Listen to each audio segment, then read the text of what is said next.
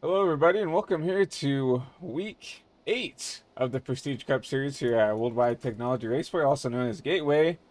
Here for week 8 once again. Last week we went across, out of the country for the first time here for the Prestige Cup Series, going to Twin Ring Motegi's. We saw Jordan Fisher take home his first victory here, but now we come back here inside the States here once again for Gateway here for the Prestige Cup Series. Just about 2-ish, 3 minutes of practice. We go through and look at some of your fastest in practice. Andrew Tenold, currently your quickest on track. You see that car down pit side right now. Probably getting ready for qualifying in that 51. And Andrew, now he's shown some speed here throughout the season here, especially on these kind of shorter, flatter tracks here. We've seen this 51 succeed a lot.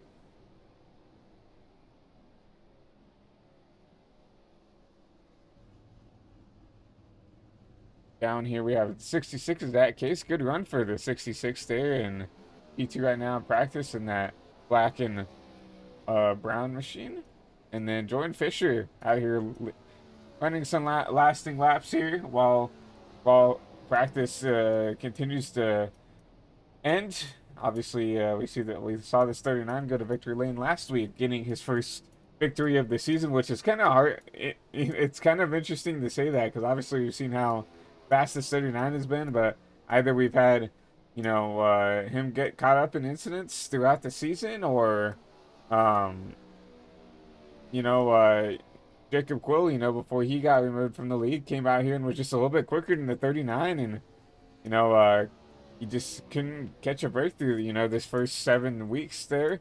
But obviously last week we saw him finally claim that first victory there at Motegi, and hopefully he can bring some of that momentum into, Gateway. Obviously, we talked about that last week. Is Motegi, when it comes to shape wise, kind of a bigger version of Gateway. Obviously, Motegi's a lot more banked. Obviously, it's a mile and a half versus Gateway, which is a lot shorter than the typical mile and a half that the next gens are known for being good at racing at. But hopefully he can bring some of that prowess from last week into this week to bring in some momentum. Obviously, with Jacob Quill out, it really gives him an opportunity to take over as, maybe a favorite to come back here and win. Obviously, in Dorian Davis, we've seen him be really quick, obviously off the track right now in P4, and Joe Turpin back into the Prestige Cup Series. So he's been kind of off and on when it comes to attendance-wise, but has always been up here. I would say he's a good, top 5 threat every time he comes out here on track.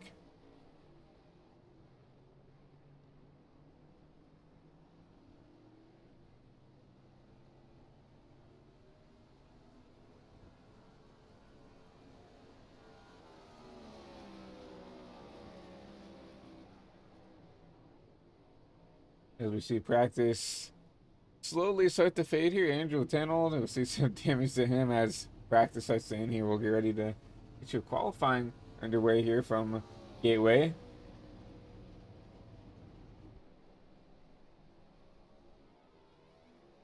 We'll see the track reset here and get ready for qualifying. We'll do a little bit more pre-race, obviously. My name is Christian Delgado, your lead producer and commentator, and tonight in the booth, we have the race control slash, our Larry Mack in the booth. Once again, we have JJ Moore once again in the booth. Glad to have JJ back here in the HVTV booth.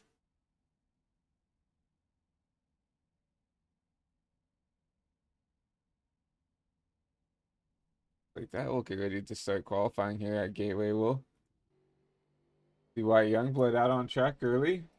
We'll see what this number 1 can do. Wyatt's shown a lot of pace here in the series, and this exact issue has caused him a lot of havoc throughout the series.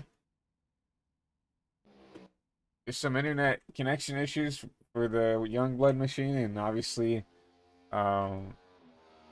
makes it a lot more difficult for people to race around them. And obviously, even when it comes to this, setting a lap time is going to be difficult for this driver, just because I believe if you blink, you're kind of out of it. It won't allow you to get a lap in. So we'll actually go and look at someone else here who isn't having some connection issues. We'll look at this 42 of Turpin. He gets ready to cross the line. Coming into 3 and 4, he'll cross the line to complete his first lap. We'll see what kind of lap time this 42 runs.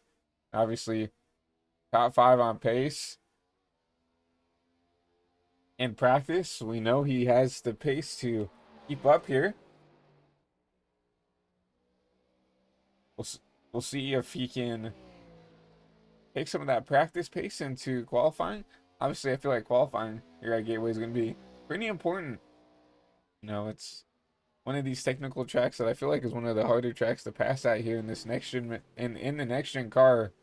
And you know, one of these in honestly track position will matter a lot. I feel like unlike some of these other short tracks that you know NASCAR has been kind of criticized for with this next gen for the passing and everything else, I feel like this is one of the tracks here, at least on the sim, that with patience and with time you can get around guys here, because it is really easy to overdrive the corners, especially here in the 1 and 2 where you have to, you know, I've seen a lot of drivers, including myself, you know, have to go into downshifting down into turn 1 and 2 to try to get that car slowed down. So it is really easy to overdrive the corner, overdrive the car just a little bit, and that will give opportunities for guys who know the car a little bit more and can capitalize on that.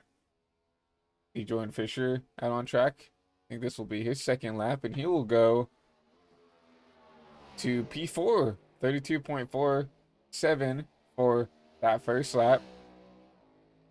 Sorry, his second lap. We'll see if Jordan can get any more time out of this 39 machine.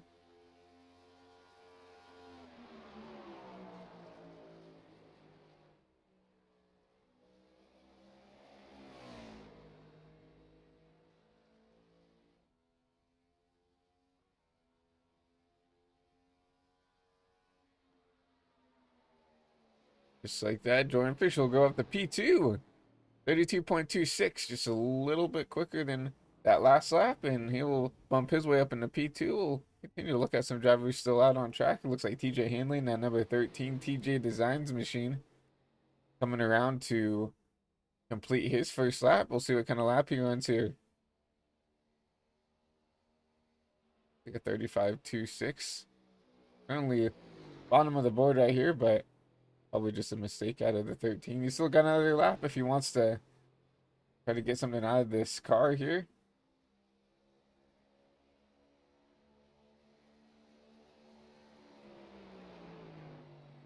That Gase into 66 goes up to P10 with the 32.7, with a 32.603. My apologies. Brian White back there in P13 with a 32.635. You can see it down on your left-hand side of the screen here on your timing and scoring. DJ with a 34.6, so it's still going to be P19 on track. And then go back here to Zerati. I think he'll be able to get at least one lap in. I don't know if he'll be, and he definitely won't be able to get both laps in. We'll see what Christian can do here in this number 53 Chevrolet Camaro.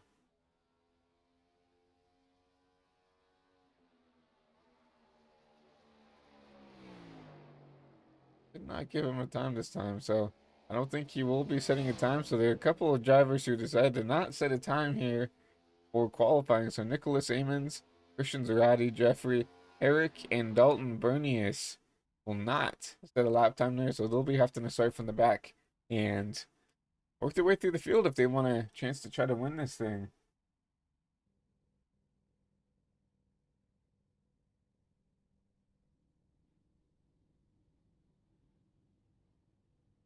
Like that, we'll wait on your drivers to get in their machines. Obviously, you know, some of these drivers can the tools in the shed to, whether it's adjusting, you know, MCs or master cylinders, the rack and pinion steering. Obviously, I think some of these drivers do take advantage of that in qualifying and can definitely get a little bit more lap time out of that car. But we'll see most of these cars out on track. So we'll get ready, get your starting grid here. Brought to you by HVTV.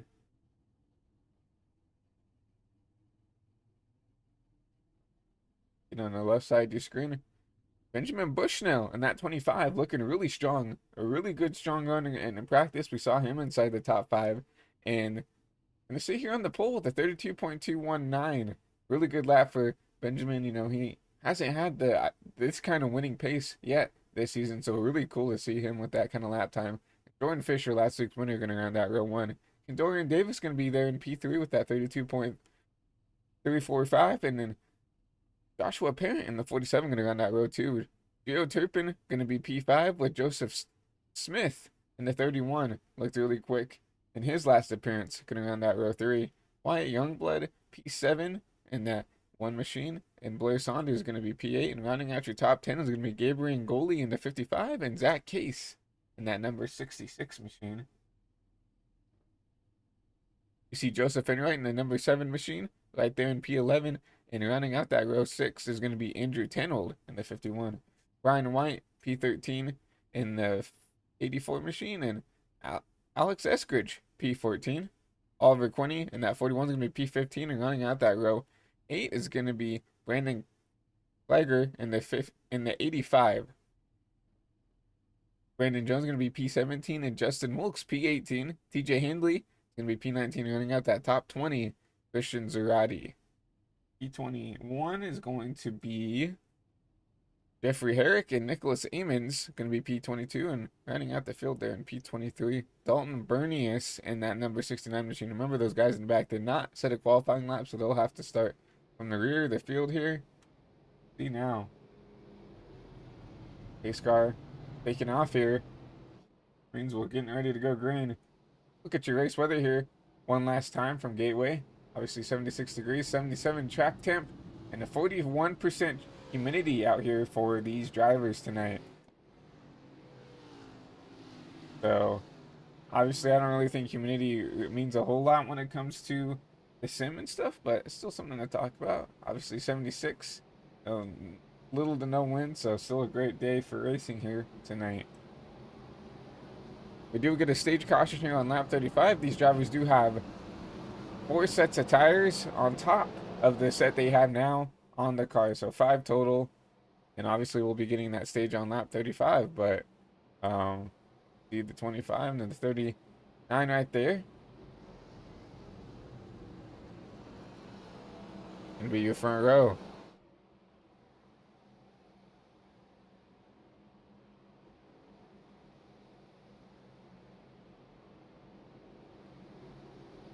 While we get the one to green here, we'll go ahead and take a look at your point standings for tonight. I'll just call them out by ear. Jordan Fisher continues to lead the points there, especially with that win over at Motegi. Oliver Quinney still back there in P2 at 31 points behind your race. Behind your points leader, Joseph Enright moves up a spot to P3, 58 points behind. Wyatt Thompson, no, Joseph Enright. And we just talked about him. Wyatt Thompson moves up a spot in the P4. And Wyatt Youngblood up to P5. Andrew Tenold back down to 6th after being P5. And Geo Turpin, after missing a couple races, moves down quite a bit back there in the P7 in points. Benjamin Bushnell, P8. And Dorian Davis back there in P9, moves up a couple spots. And Gabriel Ngoli, actually tied with Kendorian Davis, will be the top 10 in points here. So a lot of comers and goers, a lot of big shifts in points after some people could not make some of the races here. But speaking of racing, you see the lights off in the pace car coming into 3 and 4. You will see that pace car take a hard left turn down on the Perry Road. We'll be getting ready to go green here from Gateway. You'll see the 25 and the 39 Chevy Ford front row as we get ready to go green here from Gateway. You see we'll hand the race over to Barney, the flagman, and he's going to call us to green.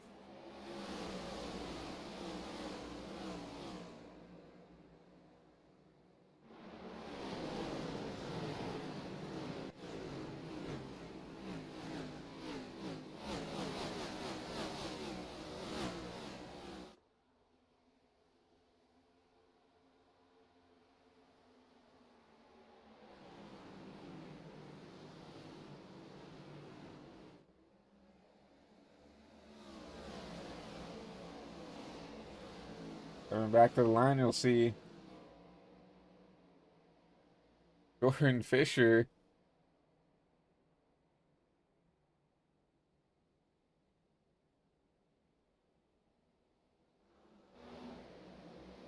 As you see the 25 of Bushnell have a mistake.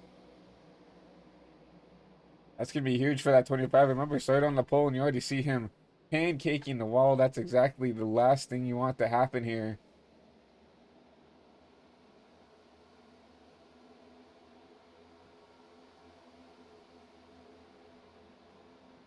As you'll see him start to drop to the rear here.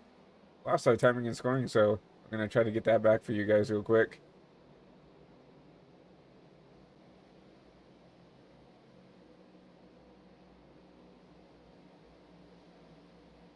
Go ahead and take a look here at your battle for the lead here. As you see Jordan Fisher already starting to pull away from the rest of the field.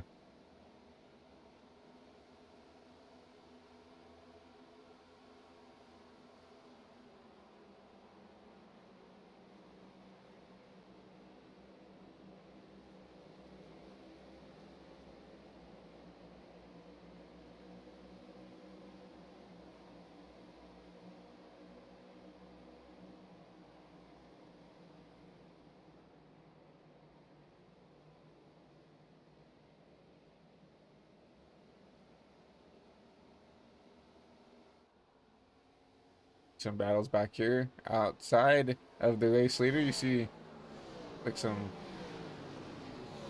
people trying to run people down. Gio Turpin trying to get to the rear end of Joshua Parent, that 47 machine. Joshua with a good qualifying laps here, and I said it. This is going to be qualifying's going to be a lot here. Obviously, I feel like race pace is going to be better at Gateway because you already see the 42 going to get around the 47 here. But qualifying's going to mean a lot here because if you can just hold on, especially until you get to that lap 35, to maybe make some changes to that machine, to your car, it's going to definitely hold up a lot better if you have that good qualifying effort. You look at someone like a Zerati who couldn't make it, it's going to be hard for him to want to move up through here. You see a battle back here. Andrew Tennell gets around the 55. Is Joseph Enright coming down pit road?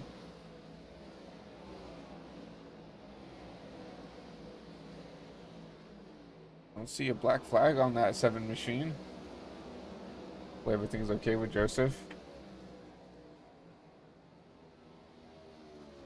We go back here, Andrew Tennell still trying to fight, stay ahead of that 55 of Gabriel Goli. Gabriel has had a good couple of last races here these last couple weeks, starting to string together some good finishes for that 55 machine. Gabriel running at that top 10. Look up a couple spots ahead now. You see the 66 trying to run down this 98, Blair Saunders. And Blair putting some pressure on the 47 of Joshua Parent. So you have kind of a little bit of a 3-car tango here. There's a caution waves.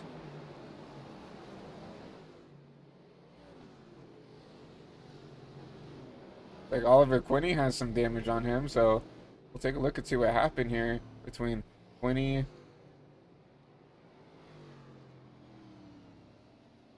Like Bushnell might have got some action here as well. We'll take a look and see what happened between these drivers here. Go back into your HVTV replay.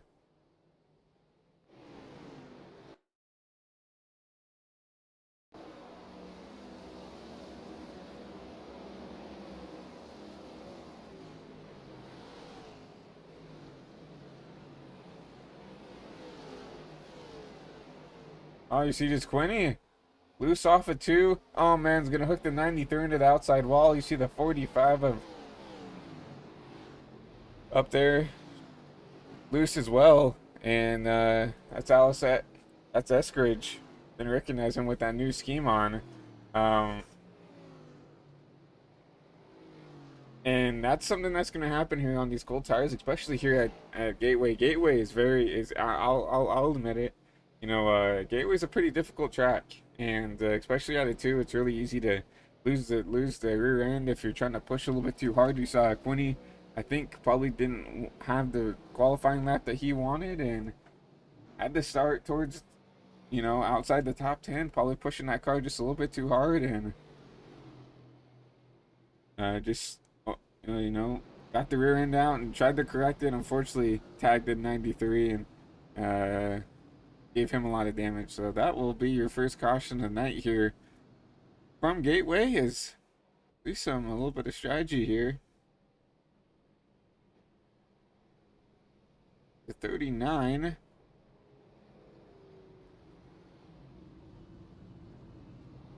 A Fisher decided to come back down pit road, and looks like he topped off on fuel here. Only a 5-second stop for the majority of the drivers back here, but that will hand Kendorian Davis over the leads his first laps of the race. Brandon Kiger back there in the 85 will be P2, and then obviously Gordon Fisher leads everybody down pit road and will go back there in the second row. Joseph Smith in that 31 machine will move his way up into the P4 position. 31 and 39. A little bit of friendly contact there. And this 31 has shown a lot of pace since he showed up here to the Prestige Cup Series, and you know, promising. I think he's really on the way to get a win very soon here. You know, you look at Smith, and you know, I wouldn't say you compare him to the 77 of Hocevar. Obviously, we have someone who runs the 77 of Wyatt Thompson, who I feel like really embodies that aggressiveness that Carson does. But with that 31, he has the speed, you know, like Carson does in real life. And with everybody saying like, hey, that kid is gonna get a win here in the Cup Series, I feel like you can say that with this 31. This 31 has a lot of speed everywhere we go. He's gonna get one. He's gonna get one sooner or later here.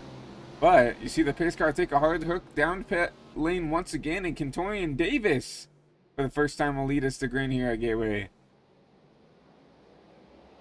Great launch by the 88. You'll see the 39 get clear of that top row as well. Now side by side for P3. Jared Turpin going to try to make a move on the 85 of Kiger. Jared Turpin will clear for P3. Now side by side. Now it's going to be Joseph Smith trying to get around the 85 of Kiger. Kiger just trying to do everything he can. I think the bottom lane is really the dominant lane here that you want to be on. It's going to be hard to pass or try to defend from the top lane here. Anybody who gets to your inside here and can make it stick at least is going to have the advantage here. You see Kiger falls back to P5, and now side by side for the P6 position is the 66 of Zach Case, trying to get around Joshua Perrin in the 47, but Joshua fighting hard on the top lane, trying to keep that spot away, as he will clear. And you know, that's the thing with trying to pass on the bottom here, is if you don't get a good run off, that top will, just because they are running that higher line, as long as they don't get caught up here, they're going to have the momentum off the corner, and you're basically going to drag race off the corner. On top of that, you have some draft, right? Those guys on the top have the draft because everybody's going to just kind of flow up to that wall on the exit of the corner. So you saw Zach trying to be side by side with P5, goes all the way back to P8 here. Going up here, Theo Turpin trying to get around the 88, as we already saw. Just like that, Jordan Fisher already got around. The 88 machine has already started to pull out a little bit of a gap here, almost a second already. Did you see Gio gets around the 88 machine, and Kendorian just trying to hold on a little bit. I don't really think there is no tire difference. Only thing that's different is the battlefield of these race cars. The guys who stayed out obviously didn't top off on fuel versus, you know, the guys who came down pit road that topped off. So there's no tire advantage to these guys. You know, they only, you know, came in and topped off on fuel. I don't see anybody who came in and took any sets of tires. The only people who had an extended stop were those guys involved in that last wreck here to start your race. So no, there's not gonna be any tire advantage, and I wouldn't see any reason to take tires on lap what was it, lap 8 or 10 or so. I mean, there's no reason to burn a set here. They only have 4 extra sets on the wall here. They're gonna get a competition caution, or a stage caution, my apologies, on lap 35. You see the 85 in the wall here. That's going to lose him a bunch of time. Kiger will drop all the way outside. I think he'll finally work his way into the top 15, but was running inside the top 5, top 10 area. Now all the way outside the top 15. You see a bunch of battles throughout the track here. Everybody's trying to find their pace, trying to find where they want to be here. Blair Saunders gets around the 66, puts himself up in the P6 as well. Christian Zarate up 13 spots. Trying to get around the 66. I talked about this before. Obviously, I said qualifying is going to mean a lot, but race pace is going to mean more. Oh, you see a car spun around up on the wall there. No caution.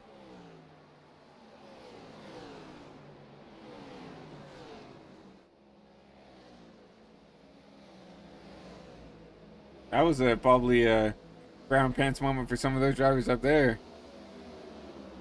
Have a battle up here inside the top 5.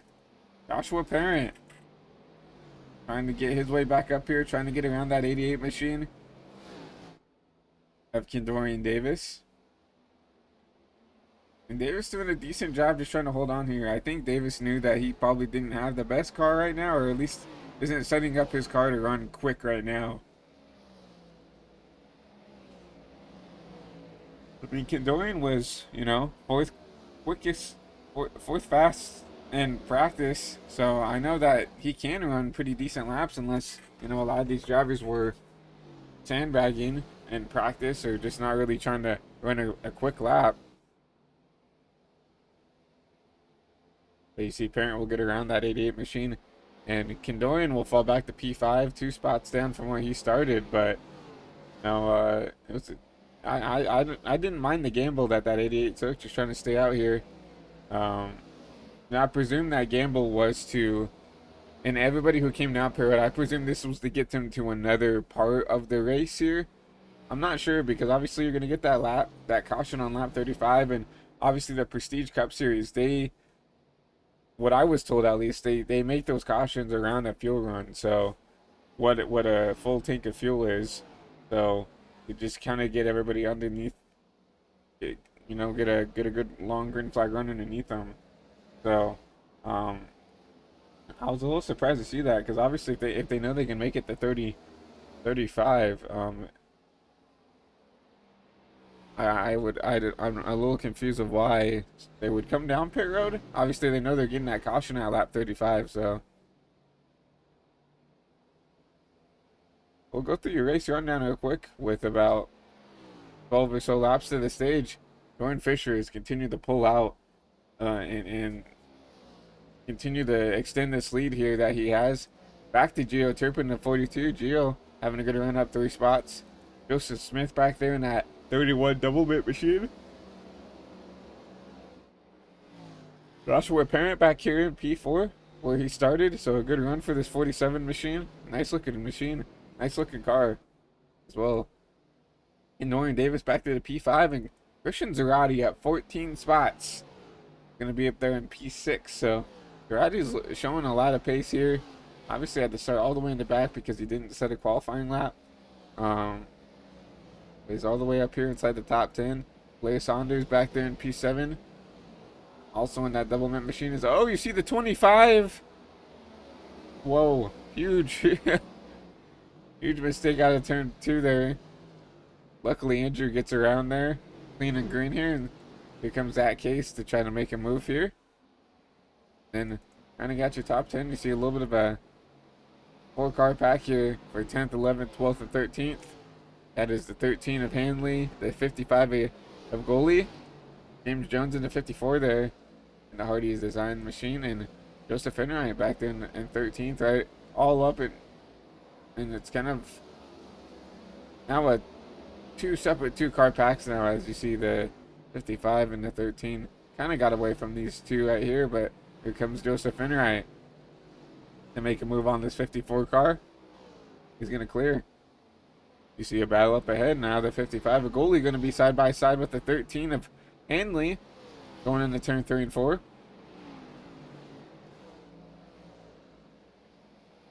See that 55 wrap that bottom lane, trying to get a good run off, but here comes the 13 with the run off the top, side by side. Going across the line, we're going to give it to the 13. This battle's still going to pursue here. 55 going to drive it down there and once again paint that apron. The 13's going to get another good drive off the corner. The 55 just going to get back in line. Here comes Joseph Enright. Side by side with the 55. 55 couldn't get the best exit on out of the corner just because, you know, there was a car on his outside. There's contact between the 55 and the 7.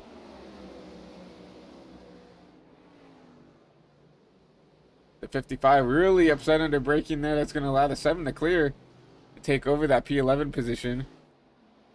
We have battling all over the track. Blair Saunders under attack from the 51 of Andrew Tenold.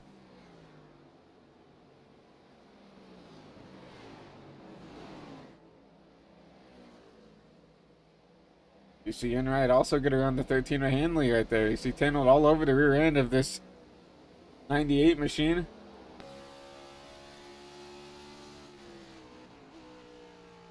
You hear the downshift down here in the 1 and 2. Tenold's going to try to get a run off the top. Crossover.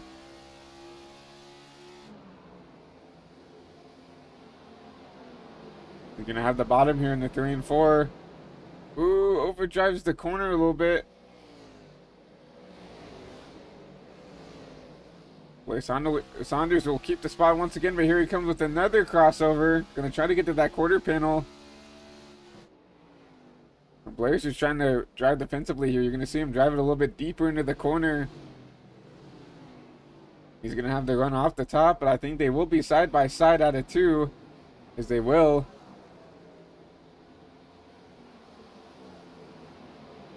A great battle between this 98 and the 51. The 51's going to go and drive it in deep here. Going to park it on the apex. I think he'll get that spot away from the 98 machine. Give Tenold the P8 position. Right back behind there. Here comes Joseph Enright. Joseph has really driven through the field here. I mean, we saw him pick off almost a car a lap here. So Joseph looking really racy here at the start of this race.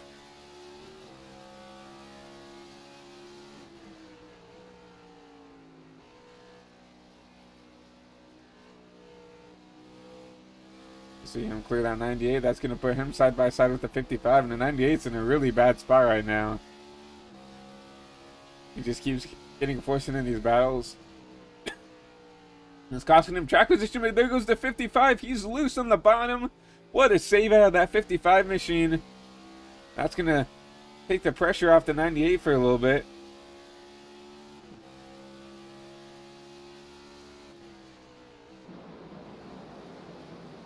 Enright will continue to try to climb through the field here.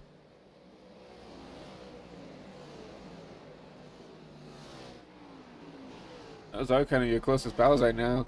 Closest up here next is this 53. Christian Zerati. Very impressive looking car right now. Starting to catch the 88 of Kendorian Davis. As the stage 1 starts to wrap up here. And we going 3 to go here at the stage as we cross the line.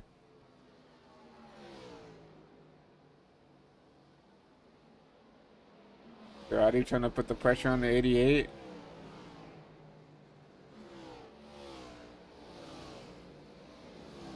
But up here you see the 47 putting pressure on the 42.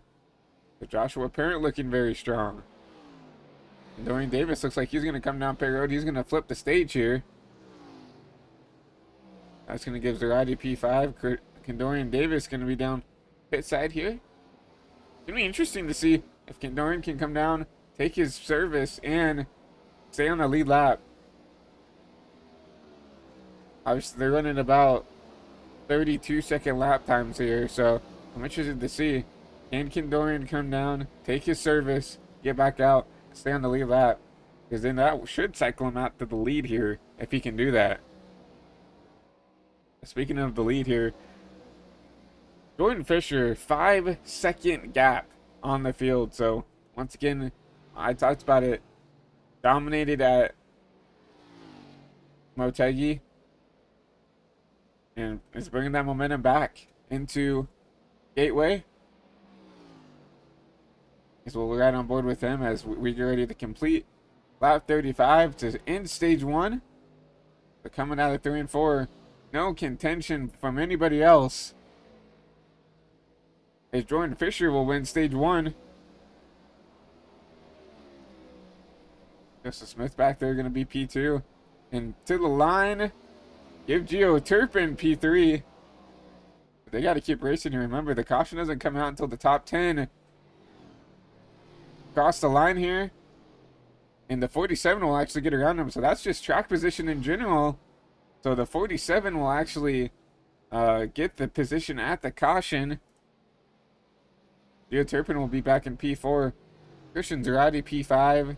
That Case back there in P6, all the way back here. Looks like 10-old back there in P7. Joseph Finwright in the 7 machine, going to be P7. Bully P8. And Alex Eskridge quietly snuck his way up inside the top 10 for this stage. Obviously, we had some guys that looks like maybe tried to flip the stage here a little bit. But Eskridge will get a top 10 here in stage 1.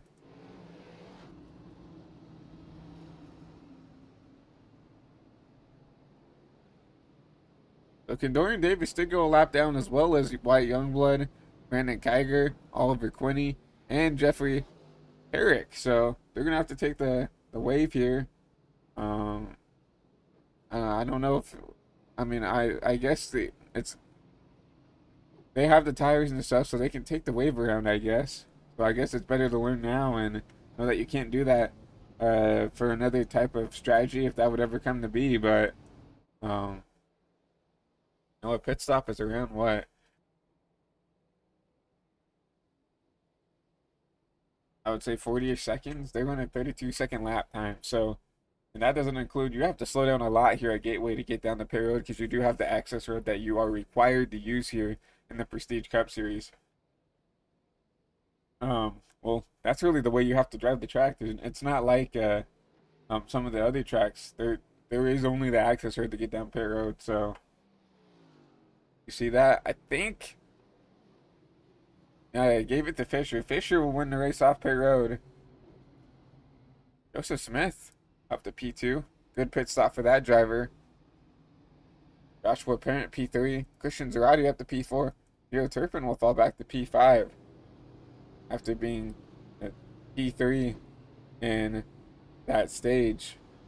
Gabriel Goli up to P6. Andrew Tenold P7. Alex Eskridge will move up to P8 here after this is all said and done. James Jones, newcomer to the league in that Hardy's Designs machine, going to be P9, and running out your top 10 after pit stops after the completion of stage 1. We'll round out your top 10 there. You see Blair Saunders having a promising run back there in P11. You see a little bit of right front damage to that machine, but luckily we're at a short track, so arrow isn't a bad arrow isn't going to be that end of the world here. You'll see Kendorian Davis and some of these guys come back, take their wave around, get back on the lead lap.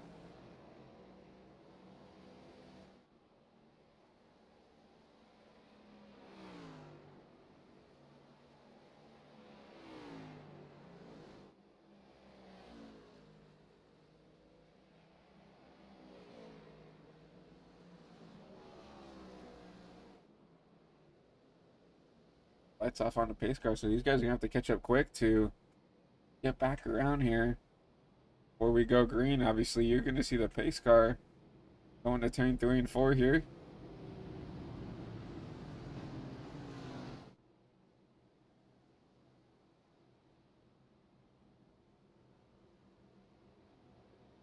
And now I think you see those wave around cars come back around, as they will delay the caution here. Let these guys get back around here. That's very nice of the race control and everybody a part of that, right? You know, without race control, and that's a huge shout out that you have to give to the race control, the race admins here in the Prestige Cup Series, because without that, they go green right there, and put some of these guys at risk of not being able to catch back up. So.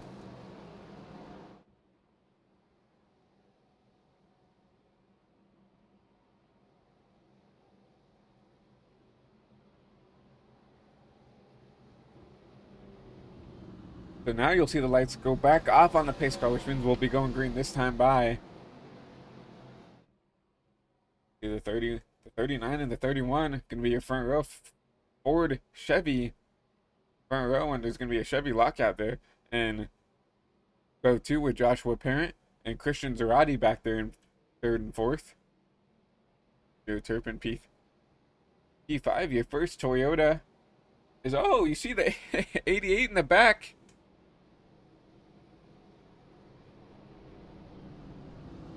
And Dorian Davis with a slide. You have to get back up here and get back into the spot he needs to be in. Definitely didn't want to do that to those tires.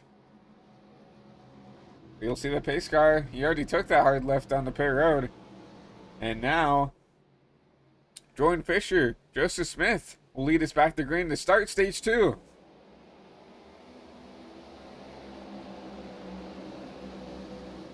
Great jump by the 39.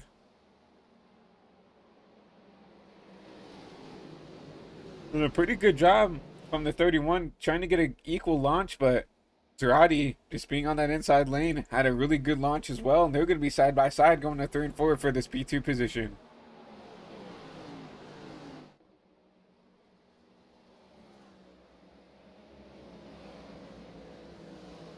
Go side by side, Zarate, Smith. It looks like Smith will clear here from the momentum off the top. Zarate will get back in line. We do have a battle for P4. Turpin putting the attack under Joshua Parent. He's going to try to slide up here and clear as he will. They have a slow car there trying to get out of the way of the race leaders. Oh, the 85 in the back gets some contact. This huge wreck in the back here.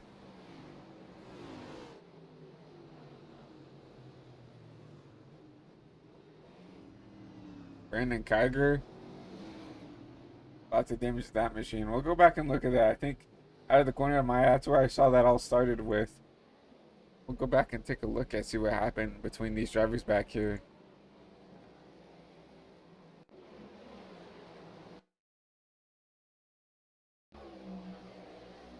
So Kiger makes the move on the 84 here going down the front stretch. I think this happened down the back stretch here. You see the 13 of Hanley really taking a shallow entry here into the corner. Oh, a little bit of contact between him. 85 is, oh man. I hope we don't have to call this how it is. I want to go on board with this 13 of Hanley. And obviously you saw a little bit, and there was even net code. If you ask me. See Kiger driving into the corner here.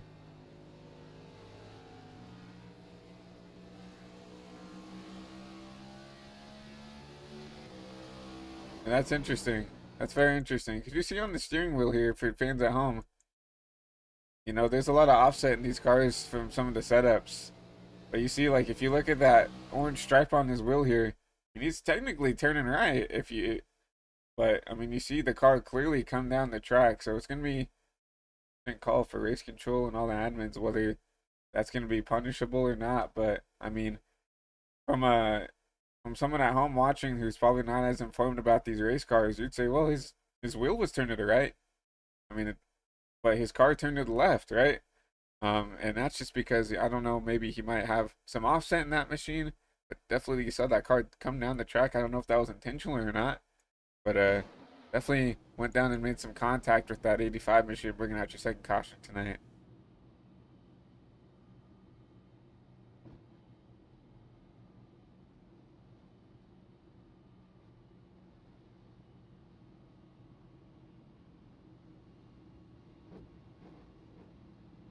We get the opportunity to. We didn't get to do this during stage 1. We're going to go ahead and do a quick 30-second commercial break and let our partners at iRacing talk to you guys for a second. Racing isn't easy. Racing.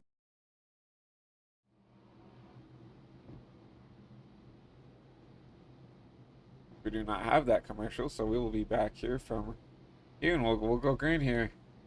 My apologies to everybody. Thought we had the we loaded in that third ad here for tonight's race, and mistake on the producer, which is talking to you right now. So we'll get ready to go green once again here from Gateway. 45 of 130 complete, going to lap 46. Here for the Veterans Crisis Line 175, and we'll talk a little bit more about that if we get another caution.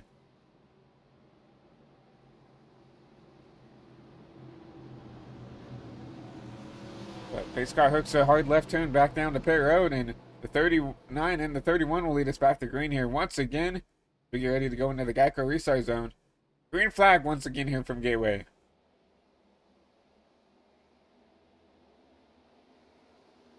Another good jump by the 39. Another good jump by Zerati in the 53. You're going to try to get to the inside of the 31. 31 really tried to use that top lane to get a good arc out. Didn't really get the exit speed that I think he wanted here, but he'll still be side by side with the 53. But we've seen this 31 use the outside pretty well here to get a good exit speed. But Zerati going to try to slide up in front of the 31. He'll take over the P2 position, but here comes a crossover from the 31 going to the 1 and 2.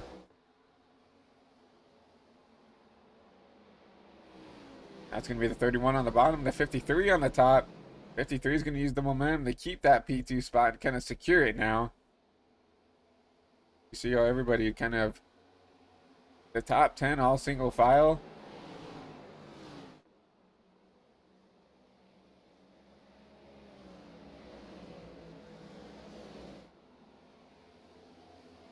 I mean, this is just an impressive run for this 53 machine. I mean, didn't set a qualifying lap and has worked his way all the way up here. Did the second position. You see low of 20th, all the way back up here in the P2. So, what a run by this 53 machine. We know Zerati's got some pace underneath that car. You know, Jacob Quill, before he was released from the league, had a lot of good things to say about this driver. And regardless of, you know, the things that Jacob Quill did in the league when it comes to some controversy, Jacob Quill knows talent and he knows how to drive a good car here. And there's a reason why he dominated a lot of these races that he showed up to. And him speaking on behalf of Christian Zerati says a lot, you know, when it comes to that. So Zerati's got some pace underneath that car, and he knows how to be competitive here in the Prestige Cup Series. So Zerati's still looking for a full-time ride here in the Prestige Cup Series. And you know, if I'm a team owner here, I would very much advocate to get that driver on my team, you know, to go out there and try to race for a championship, try to get the team championship. And you know, you see here, I mean, drove all the way up from 20th all the way to P2, but now has some pressure from the 31 as he tries to look on the outside here going out of 2.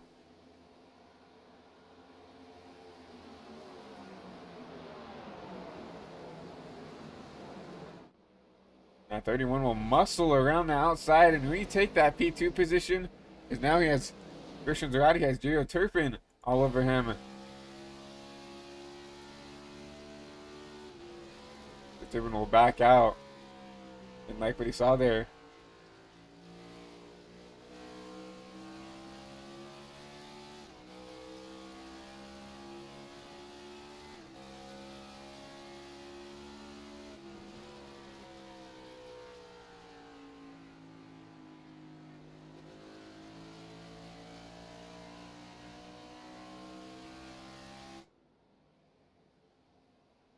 Look at some other battles throughout the track here. Looks like outside, right inside this top 10.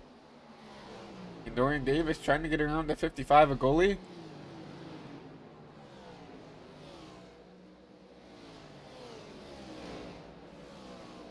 Side by side going out of turn 2. Goalie will use that momentum off the top to get clear once again of this 88 machine. And we know the 88 has at least, I would say, top 10 pace, I would say. Remember, dropped back to P5 after that strategy call after our first caution. But then once again, kind of tried to flip the stage here. I don't know if he thought maybe he could stay on the lead lap, but then had to take the wave around. Now he's going to have to force, now he's forced to kind of have to drive up through the field here, as you'll see him get around the 55 to secure that P9 position. Is, oh, you see Wyatt Youngblood with the huge slap under the outside wall. He'll emerge the track there in P12. The battle ensues here. Gio Turpin still trying to hound down this 53 machine. So, oh, Zarate really deep into the corner here.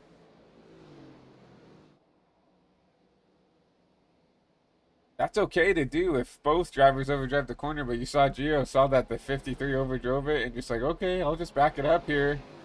Is, oh, Gio Turpin with some contact with the 53, gonna kind of use him up a little bit. But here comes the 53 with the run off the top end of the wall. Doesn't matter, still gonna be side by side, I think. No, Gio Turpin will clear. But here comes Zarate. He's gonna drive it down to the corner once again. He's gonna park it right in front of the, right on the nose of the 42. I don't think he liked being used up there, and I don't blame him.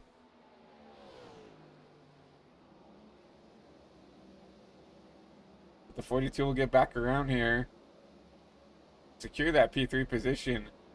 I don't think this battle is going to be over anytime soon here. That 53's got to get recentered, you know, tighten those belts once again, because he's got the 47 right here as well. Trying to make a move on him. Take over that P4 position as there's a caution once again out. Like Joseph, oh wow, big wreck back here on the front stretch. Like Brandon Kiger received the meatball. We'll go take a look and see what happened.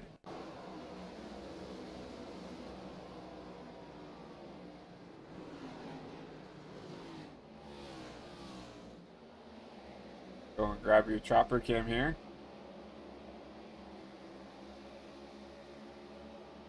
This was going down the front stretch here. And we saw everybody stacked up here.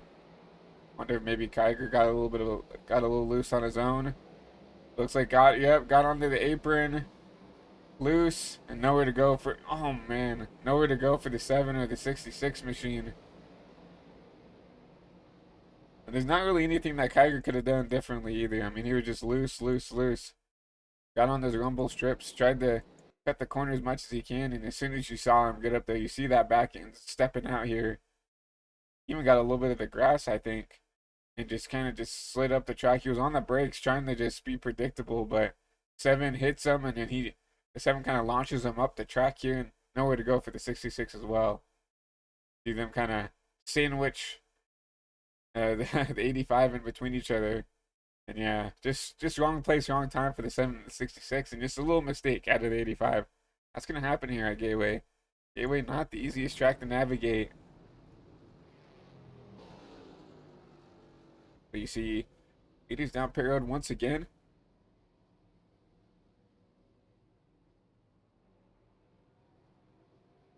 And Dorian Davis, different strategy call once again. He's going to win that race off pit road. Jordan Fisher, Joseph Smith. You got Wyatt Youngblood, also with this strategy call. 6-second stop for him. Joshua Parent back in P5. Gio Turpin, P6. Zarate lost a lot of time there. I think he's working on this machine. I presume maybe he got some damage from getting the wall there. Trying to battle Gio Turpin there for that P2 position.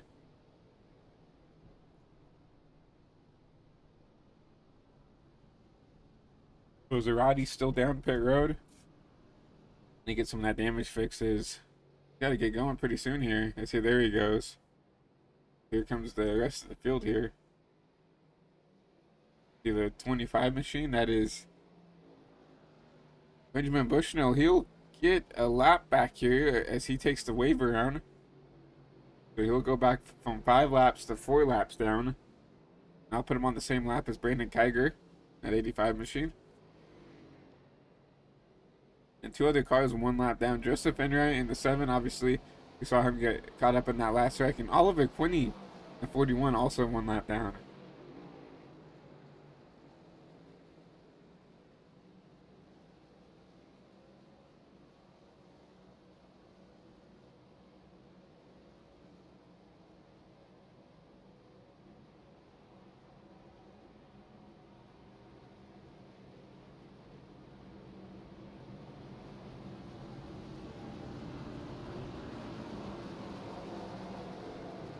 Just like that, you see the lights off on the pace car once again. And we've seen this front row before this race. And Dorian Davis, Jordan Fisher. That's Wyatt Youngblood down Pay Road. That's interesting. But can Dorian Davis will now lead us back to green?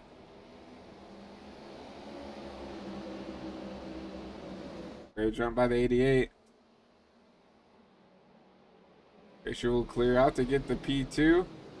Now side by side for P3 is 31 trying to try to make a look at the 42 of Gio Turpin for this spot.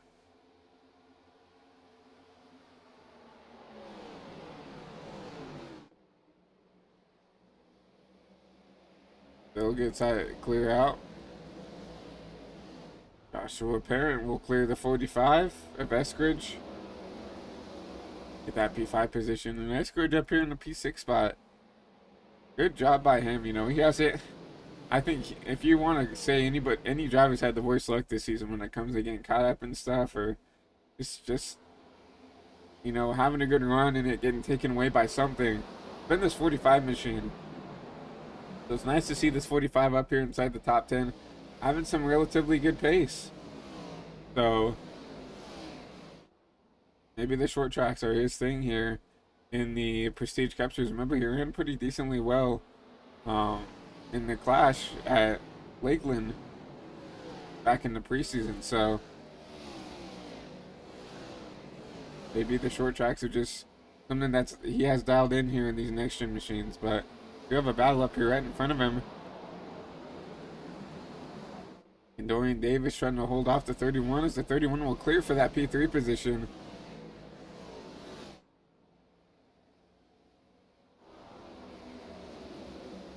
You'll see Joseph Smith probably start to pull away just a little bit here compared to the 88. Had to run down to 42 once again of Gio Turpin. See the 47 will get around and Dorian as well right there. See some side-by-side action further down the pack here is Christian Zarate trying to move his way through the field again. TJ Hindley back here in P13.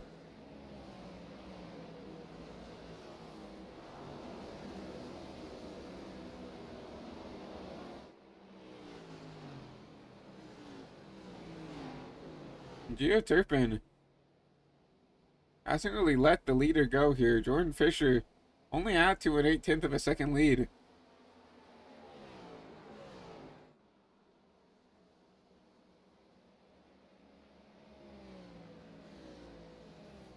Looking at Fisher's gearbox cam here. You see he's not that far behind.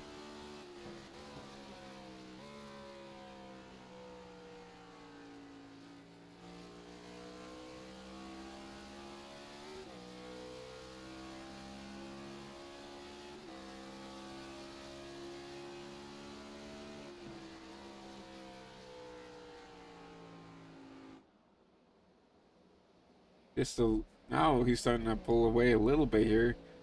He's went back from 17th all the way back up to just under a second here. As you see on your left side hand of the screen, you'll see your timing and scoring.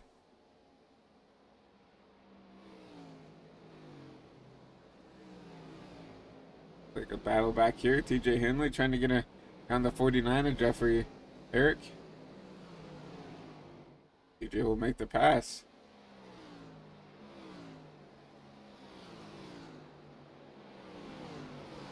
Have Christian Zarate back here. Just cracked his way back inside the top 10.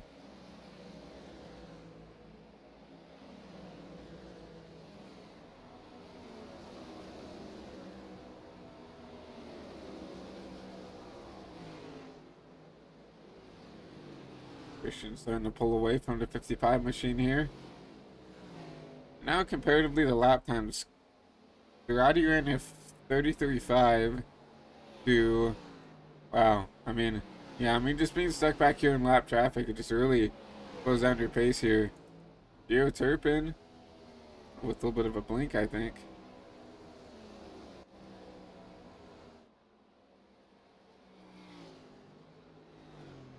Right now, everybody kind of getting sorted out here.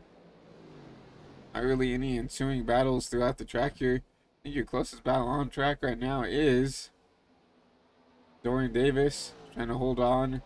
The P7 is Blair Saunders. Puts the pressure onto this number 88 machine.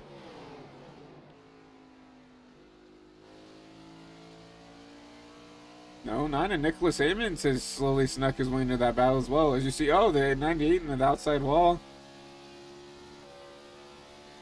Now the 09 has trickled his way into this battle.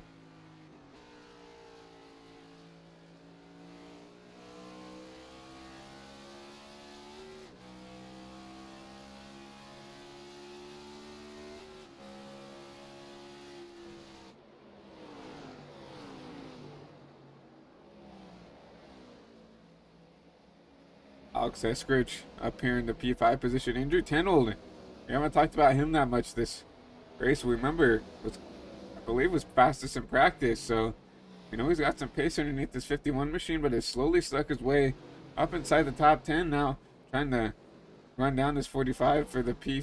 They get inside the top 5 for the first time for this 51 machine.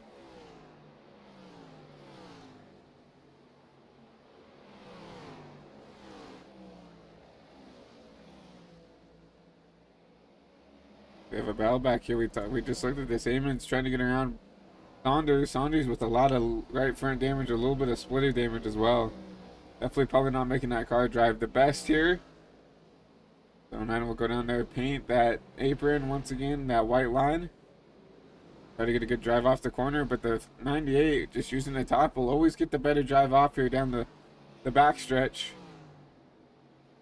And 09 will drop back down, but try to get side by side once again, going down in the 3 and 4.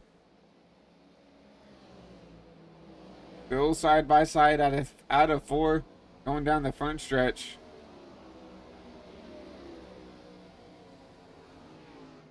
This is what I was talking about earlier in the show, where it's going to be hard to pass, but the race pace will show off, right? Like, I think this 09 is a little bit quicker than the 98. The 98's just doing a really good job defensively driving. This 09 just needs to be patient, right? Run that line that he needs to keep the pace underneath there.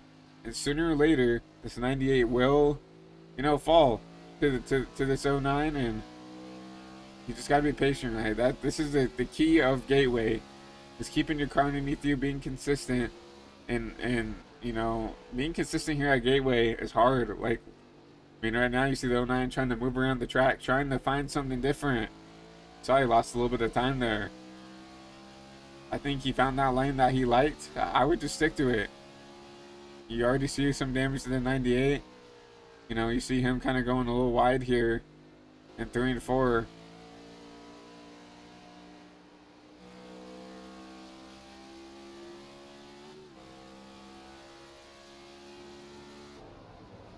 The battle in front here. And Dorian Davis now gets passed by this 98 machine. Oh, almost contact between the 88 and 09. 09 had to back out of it.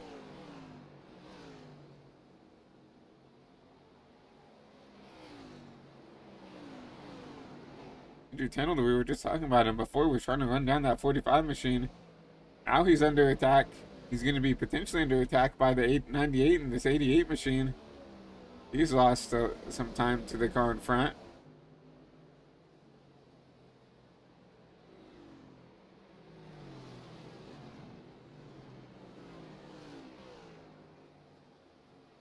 I have a slow car down the back here. I think that's Dalton Bernius down here in the grass.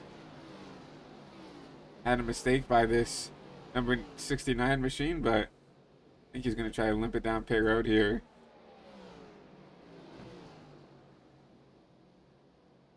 As he will. Tough break for for the 69 machine right now. 10 laps down, just not what you expected. I definitely not what the 69 expected to have for a run here, but is what it is. Well, speaking of a Hardee's design machine, getting passed by your race leader, and once again a dominating performance out of this 39 machine, is pulled out to a little under 4 seconds to your P2 driver Gio Turpin. And Gio Turpin, once again, this long run pace just isn't there, as Joseph Smith is trying to run down this 42 machine.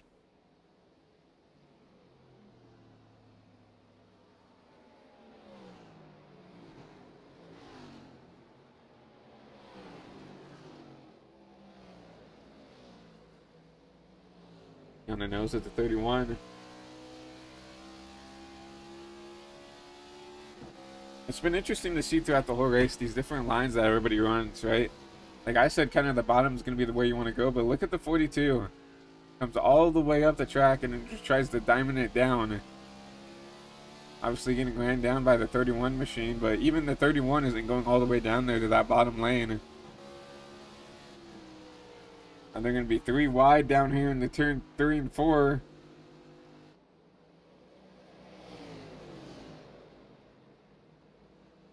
'31 side by side with the 42. And with them battling, it's allowed the 47 and Joshua Parent back there. You see that pink boost machine in the back. It's allowed them to run. It's allowed that 47 to run down these two from the battling. You see the 31 actually getting the wall there a little bit.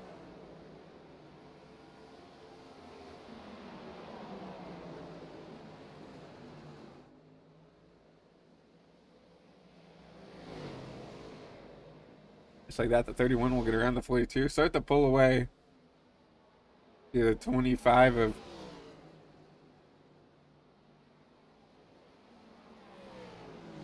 moving out of the way. Bushnell. Good sportsman call here. I love to see that, right? When you see a battle on track and you see those lap cars just get out of the way. I mean, it's not, it's not their race, and, they respect it, right? And they said, I'll get out of the way, let you guys race it out. You love to see that, especially here in the Prestige Cup Series where, there's a lot of talented drivers here. Including that 25. Remember, that 25 sat on the pole, right? So, but unfortunately not the race I think we all expected out of him. Currently sitting back there in P20, 7 laps down. It's hoping probably for some calamity and maybe make up a spot or two from guys who might have to leave the race early due to damage or something like that, right? Unfortunate for that 25 machine. Looked like he had, obviously got the pole. He knows how to run a fast lap here. Now you see the 47 to Joshua Parent.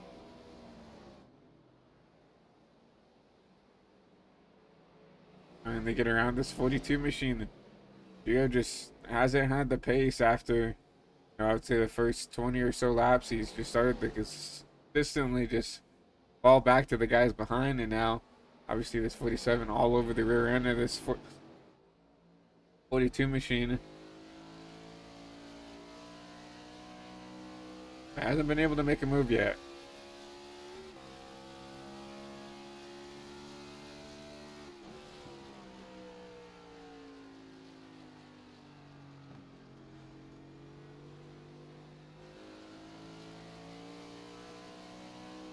See both cars in the wall there.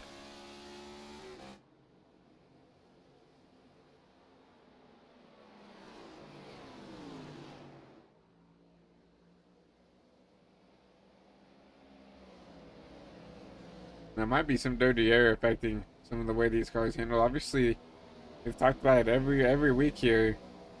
With the new next gen update, with the dirty air really does affect these cars a lot, just like they do in real life, right? And I personally have not driven that Gateway since this new update, and thinking about how the car drives and how you have to kind of set it up for the exit, basically. I can see the dirty air affecting. If someone can manipulate the dirty air, kind of like how Gio's doing to this 47, I can see it being pretty hard to pass here. As now you see the 47 go up there and use the top. He's going to get around the 42.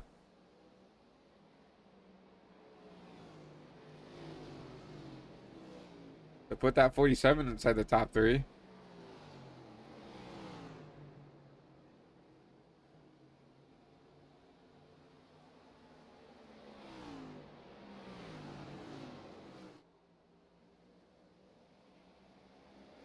And we're just about 10 laps or so away from green flag pit stops, I would guesstimate. Everybody's ran about 28, 27 laps on their stint here.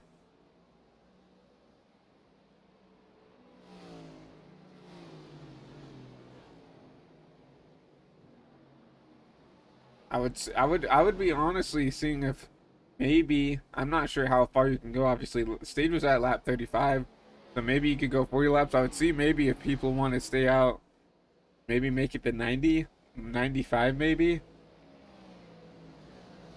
Obviously, we're on, like, Jordan Fish right now is on lap 29 of his stint, so if he can go another, what, 5 laps here, that will get him to, what, 93, 92-ish. So, and then he might have to, if it is 35, if 35 is a hard limit, then he might have to save a little fuel. I don't imagine that that's the case, though. I imagine that when the league owners and race admins and race control come together and decide the stage, I guarantee you they probably have like a 5 lap buffer when they decide the stages here, I presume. So,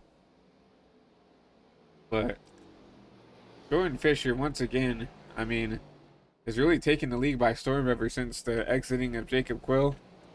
You know, dominated at Motegi, has shown a lot of pace throughout the whole season.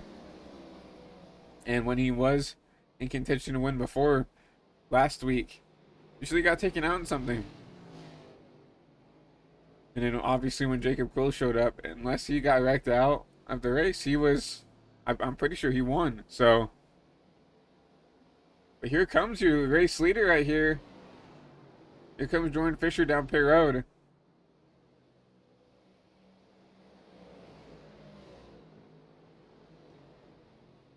.42 to go here, so this 39's confident that he can make it the rest of the way on fuel. So he's gonna bring this 39 Ford Mustang hard to designs machine down pit road. Take hopefully his last stop of the race.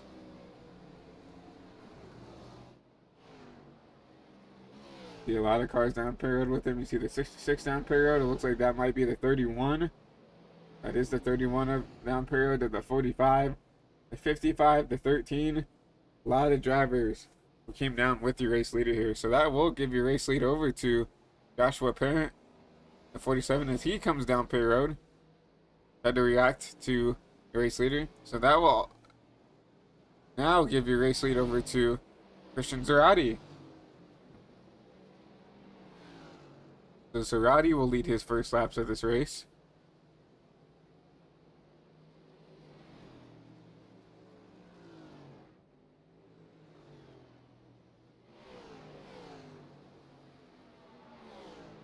And Zarate, is he out of fuel? I think Zarate's out of fuel. Oh man, he's gonna miss pit entrance as well, potentially. Oh man.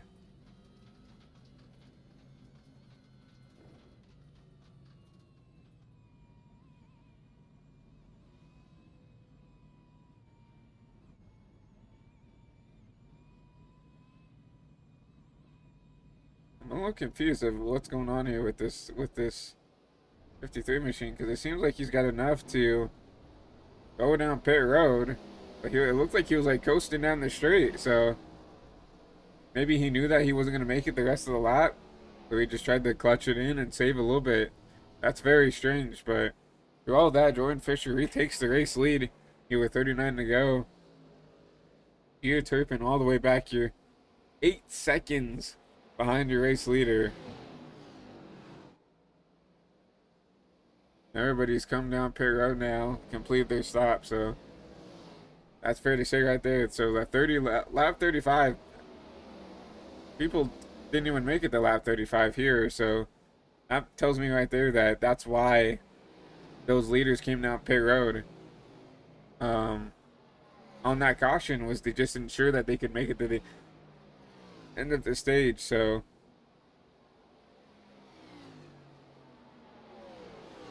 that's most likely why that 88 of Kendorian Davis pitted early, is because he just couldn't make it to the end. Maybe that could be a very possible scenario that happened right there. So we'll go ahead and go through your field here. After green flag pit stops, Jordan Fisher retakes your lead here. This leading 84 from 94 laps. I mean, that, what a stat line from this 39 machine. What a statement from this 39 machine. DGO Turpin back here in P3. P2, my apologies. And pretty good for himself, obviously. And that low of 14 is just through the green flag pit cycle. So, but has been inside the top 5 all race long. A good race for that 42 machine. It's going to be a good points night for him. See Joseph Smith back here in P3. Has not left the top 10 at all this race. So, good run for that 31 machine. Joshua Parent in the 47. I think he's been in 4th for probably 90% of this race here. I think he's got a car that can maybe go up there and race for, you know, a podium. Just needs to go down there and try to run these guys back down. About a second and a half behind Joseph Smith in that 31 machine. Alex Eskridge has had a quiet night here in P5. Remember, got involved in a wreck there early in the race, fell all the way back to 20th, and is driven his way all the way up here in 2P5. So good race for him. DJ Hanley up here in P6. DJ's had a very quiet night. You know, I'm surprised to see him up here, honestly. Not in a bad way, but you know, it looks like he's struggled all race long with the handling of the car. Obviously, had a little bit of drama earlier with that caution. He's gonna try to hold off Kendorian Davis back here in the P7 position. Dorian's had a up and down race. Was a lap down at one point. His led laps, so he's been all the way up here to leading a couple laps there, all the way down to a lap down. So very up and down for this 88 machine tonight. Andrew Tenold, one of those quiet nights for him. This is exactly what he needs, right? You know, has gotten into some controversy. He's been parked to race. You know, was kind of known as a hothead for a little bit, but it started to cool down and it started to mature as a driver. And this is exactly what he needs here. Is a nice clean run P8 here. You know, hasn't gotten in anybody. This is exactly what you need to do here, especially when you start to close into the playoffs, right? You don't need to be making enemies here if you want to be racing for a championship. So, and Andrew doing a good job doing that tonight. Gabriel Ngoli back there in the 55, going to be a P9 driver. Solid top 10 run for this 55. He's been in the top 10 throughout most of the race here. So good run for Gabriel in this 55 machine. And running out your top 10.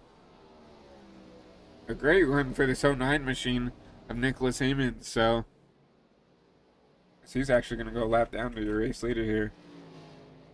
That just shows the pace of that 39 machine. Not how slow that 09 is. This is a really good run out of this Heyman's machine. A really strong run. Really, if he continues this, it's going to be a really good finish for the Skittles machine. But that will wrap up the top 10 here in your race rundown from Gateway. As these laps are starting to close down pretty quickly. We're going to be going 30 laps to go here as Jordan Fisher just took that 30 lap to go mark. And now currently only 9 drivers on the lead lap, and you see him rapidly approaching the 55 there. See him on your screen.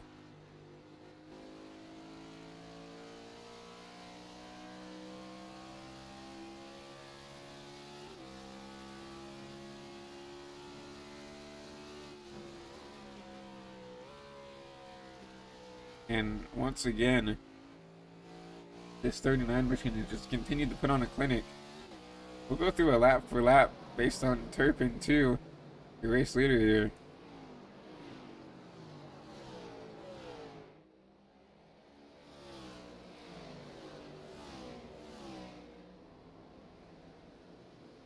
I mean, it's just been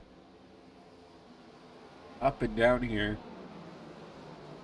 I think the timing scoring was a little messed up. Maybe the 42 had a little bit of a blinking issue. Maybe we'll look at Justin Smith. Yeah, I'm not sure.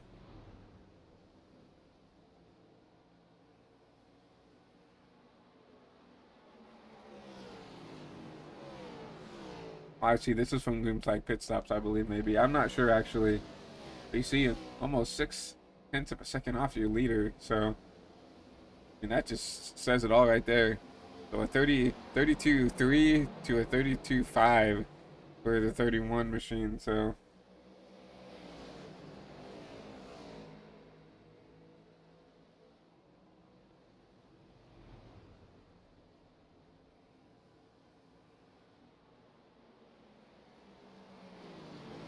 Joe Turpin getting ran down by this 31 machine after negotiate through this lap traffic. Has allowed this 31 to close in here.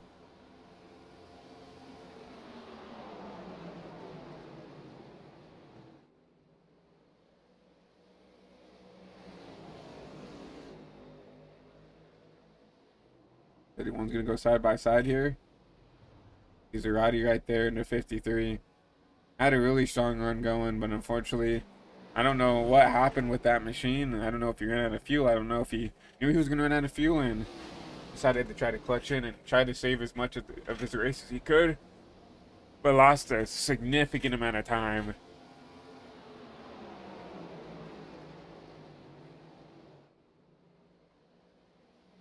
See, the 31's going to get around the 42 to take over the P2 position, trying to negotiate around this 53 machine. As Roddy right now, P12, 1 lap down.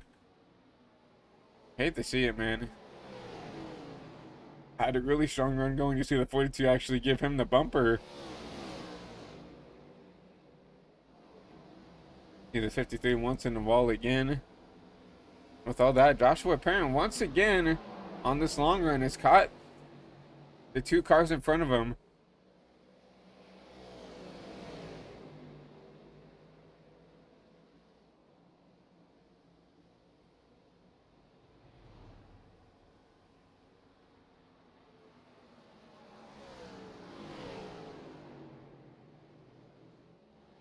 Let me try to run down this 42 machine.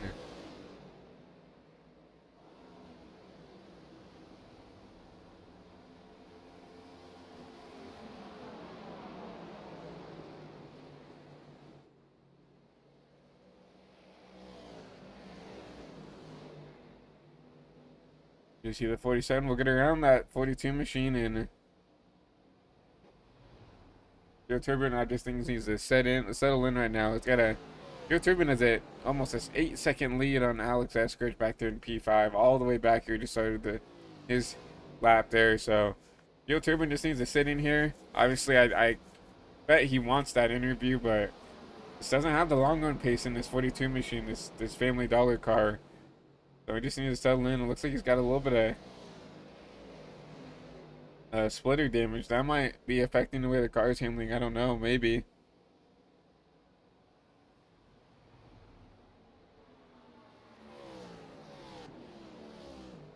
But no ongoing battles now. But from that, that was your last kind of good battle on the track. I mean, we do have a battle.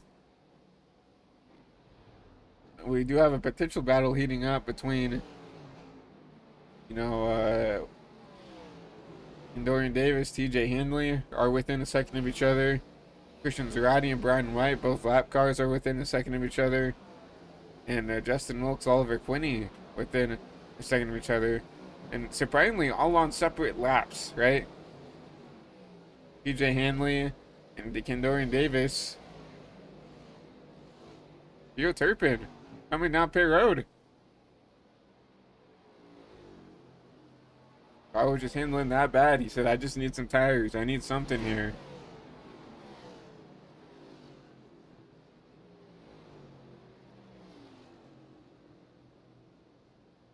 Gio is on a 22 lap stint here, so um, I'm interested to see if people come with him. Because remember, I thought that maybe they could make it to the end, but we saw Zerati go 36 laps and was clutching in the corners to try to get back around. So maybe people can't make it on fuel. So that might explain maybe why Joseph Smith is allowed Jordan Fisher to jump out to a 15-second lead. He might be trying to save some fuel here. I don't know. It could be a possibility, but with 19 to go, we'll just have to see.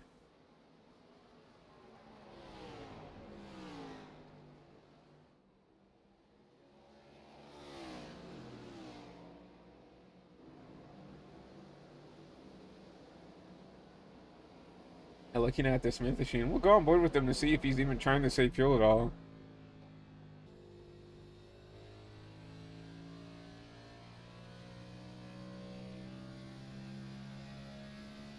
You'll be able to really tell if he downshifts down in the third here. Well, he's still downshifting, so I don't believe this 31 is saving fuel. I just think Fisher is that much quicker than the rest of the field here. And he's lapped everybody up to the top 5. TJ Handley's up the road.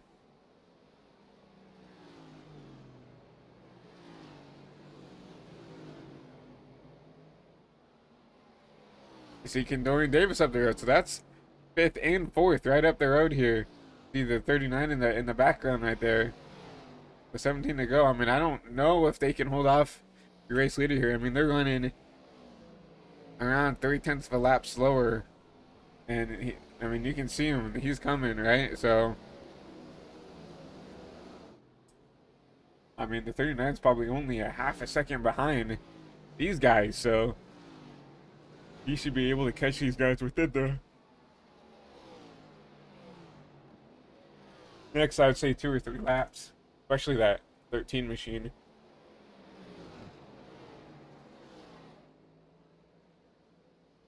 You see a race leader once again, 16.5-second lead. Gio Turpin will get around Blair Saunders with those fresh Goodyear tires.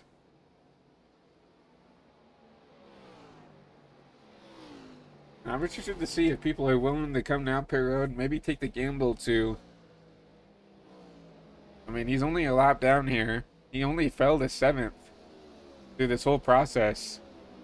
Could easily get back to Andrew Tenold.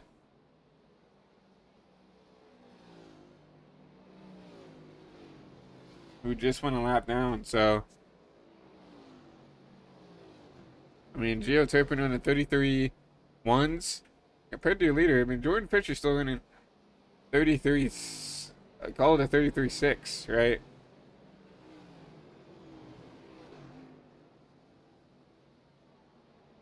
That's impressive in its own right there.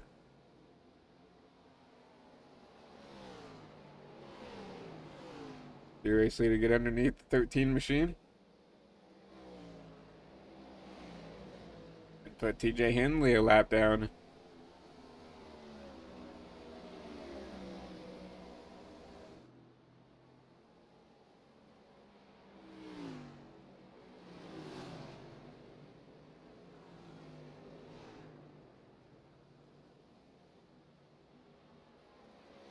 I screwed one of those drivers who's also came down pit road, so he is 2 laps down. So he's trying to get his lap back here to go 1 lap down. Looks like Dorian Davis also came down pit road. He's gonna come out. He's coming into pit road, so back to Jordan Fisher. He's gonna have a little bit of competition here. 45 is gonna try to negotiate around him, and the 39 just gonna give him the room. Really smart out of the 39, your race leader there. Not gonna try to race for it. I mean, he's 2 laps down. Don't need to race that. And here he comes down pit road, so in fact, no one could make it on fuel right there. So the 39 will call it quits and come down pit road on lap 39 with 12 to go.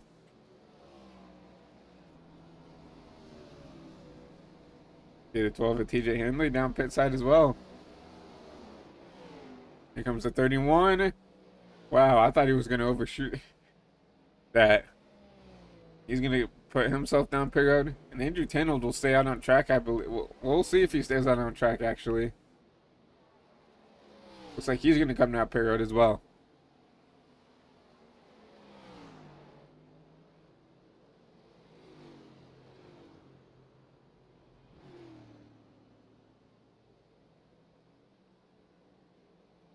With that all said and done,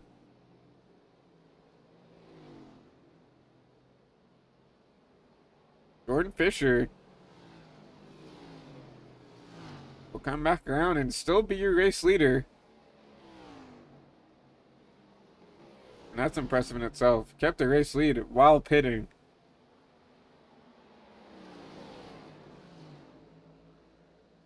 Dorian Davis right there behind him, though. He's going to try to get his lap back here. He's got a little bit fresher tires, so this thing's going to drive a little bit better for the 88 than it will the 39 for the first couple laps here.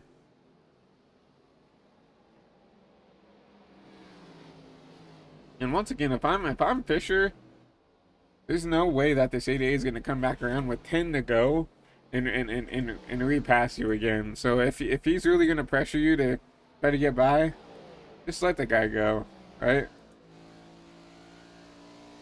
I mean, you have a 13, almost 14 second gap now to P2 of Jordan Smith. If the 88 wants by, I'd just say, like, hey, take it, man.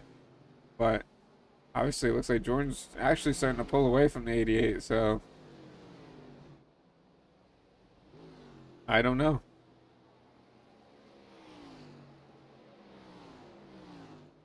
Yeah, I think this is exactly what Gio Turpin wanted. Was a kind of a short run to the end there, but unfortunately Gio Turpin has 12 laps on these tires compared to Joseph Smith, who's in front of him. He has 2, right? He has 10 lap older tires. So unfortunately, I think that tire difference, especially at a track like Gateway, is going to mean quite a bit here. I don't know if that's going to give him enough time to go up there and try to race that 31, but if he can hold on here, I think he might be able to hold on to this P3 position, get an interview for himself.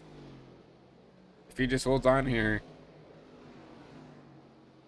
He is running 7/10 slower. That was 7/10 slower that last lap, though. So he's got to pick up the pace a little bit. No, I am completely wrong there. He was actually 4/10 quicker. Joshua Parent trying to negotiate around the lap car of Zerati. And if I'm Gio, I mean, if you know you're quicker right now, just go, right? I mean, there's 7 to go. The tire wear, if you can continue to run these fast laps, just go for it, man. And no impending battles happening right now. The closest people on track are is actually this battle right here. Blair Saunders getting ran down by the 45. Must have been Saunders must have had to made a mistake for this to happen, because he was 2.5 seconds ahead of this 45 machine, and now the 45 is just blowing by him now. Maybe he gave himself a little bit of wheel damage, just trying to limp it around here, try to get it home.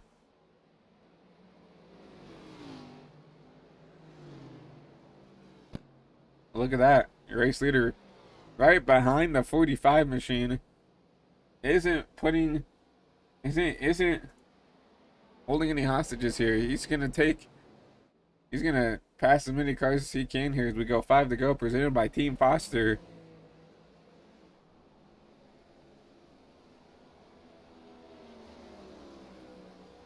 Blair Saunders calls his car down the pit road, 34 laps on those tires. So I'll put Eskridge up in the top 5.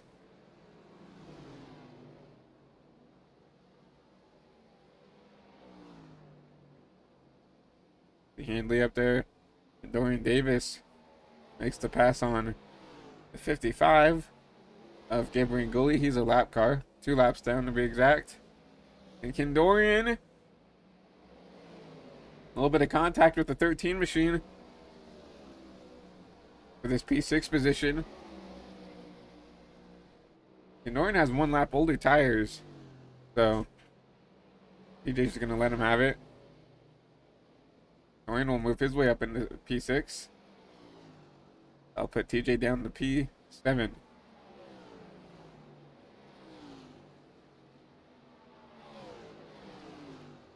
Nicholas Amons trying to put the pressure on Andrew Tenold as a lap car buffer right there. That's the 93 machine of Justin Wilkes.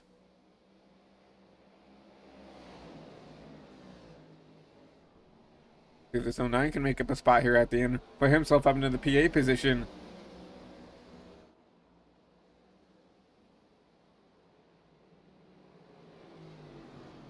We'll go back around here. Out of 4 to take the white flag. White flag in the air for Jordan Fisher. To cap off a dominating performance here at Gateway. Need to get around Oliver Quinney in the 41. Oliver Quinney not the race he wanted either. He's going to end up P16 4 laps down. But coming in and doing 4 for the last time. Mr. Back-to-back, we talked about it. He's on the roll now. Could he go back-to-back? And the answer is yes. Oliver Quinney wins at Twin Wing and will come back here and go back-to-back at Gateway for the Veterans Crisis Line 175. What a performance. What a race. And look at this. 121 of 131 led. And the only reason why he didn't lead every lap here is because of like strategy. Remember the 88 stayed out for a couple laps here. Youngblood led a lap under caution. That's the only reason.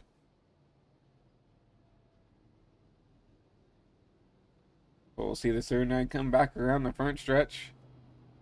And we'll burn it down here for these virtual fans and for your fans home watching the broadcast. So congratulations to the 39 machine. You'll see a little bit of a congratulatory bump from the 31.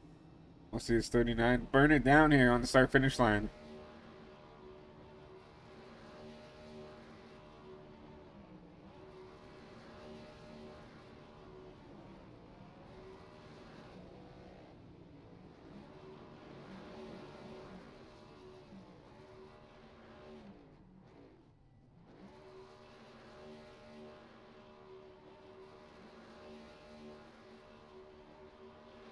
This 39 burning down. Another great finish by the 31 of Joseph Smith. Just didn't have the pace. I don't think anybody had the pace for this 39 machine. So you'll see him park that car in victory lane here, and we'll get ready to start your post-race show. Before we do that, we're gonna go ahead. We didn't get the opportunity to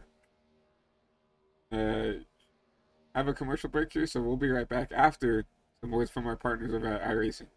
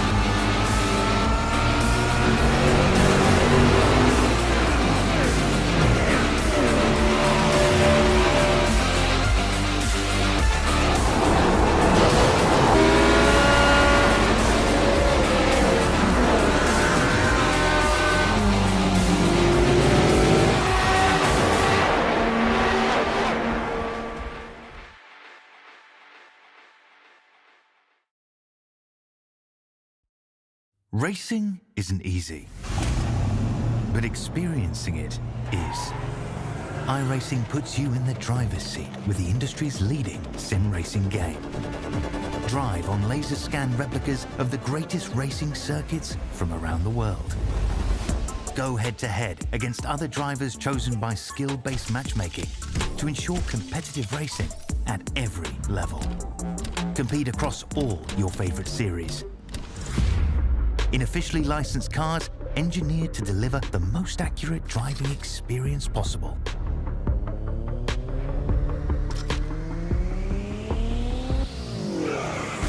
Join a race or host your own with players from across the globe. Race against the computer or in a league with friends.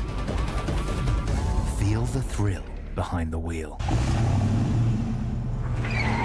Visit iRacing.com.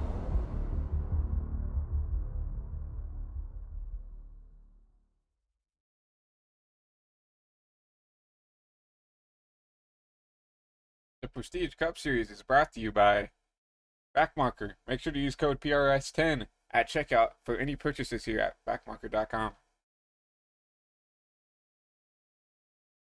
Also brought to you by AdminBox. Make sure to use code PSR box at checkout if you're looking for any admin box, any type of button box to help run a league.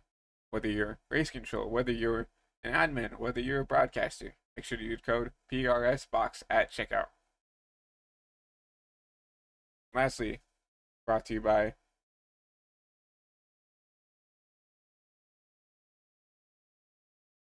Team Foster. Team Foster, a nonprofit dedicated to getting veterans service dogs for no cost of their own, for people that can't afford them. So Team Foster, great partner for the Prestige Cup Series, and I'd definitely recommend you go over there and help the Prestige Cup Series fundraise to help get some funding to Team Foster. But once again, thank you to Team Foster for all they do. But nonetheless, we're gonna go ahead and talk to your top 3 finishers tonight. Here in the booth, we can find them. Let's go ahead and talk to the man of the hour. We can grab this. Go ahead and talk to Jordan Fisher, winner here at Gateway. Hey Jordan, it's Christian up here in the HVTV booth. Got a copy? Well, dominating performance once again here. Back-to-back wins here. Went to Motegi, dominated that race, and then came back here to, I would say a similar kind of shape track here in Gateway. Dominated once again here, so back-to-back. Bringing that momentum from last week into here. Walk us through your race. Yeah, I mean, it's great that we kind of carried the momentum into Gateway here. Obviously we qualified P2, so it was just actually not that bad of a position because I'd rather be on the outside, obviously, through 1 and 2. So kind of, once we got the track position from there, it's just trying to save tires for the long run for each of the 30-lap stints. Obviously, the caution kind of came out early in that race, so the move was definitely to come in and get some just fuel just to make it to 35 just for those stage points because those are always valuable in that way. So really good racing all around. I was really happy that we obviously stayed green flag all the way through, and everybody out there was pretty respectful of each other on the track. So it was really awesome to see that we were actually able to get a green flag run, and probably, in my opinion, one of the better races in Prestige this season so far. And talk about those long green flag runs. It seemed like there was a couple of guys that kind of had the same amount of pace, within the first, 15, 20, 25 laps. But then as the run went on, you just continued to pull away. What do you think was the difference to get you out that much? I mean, you lapped all the way up to P4. So what do you think was the difference?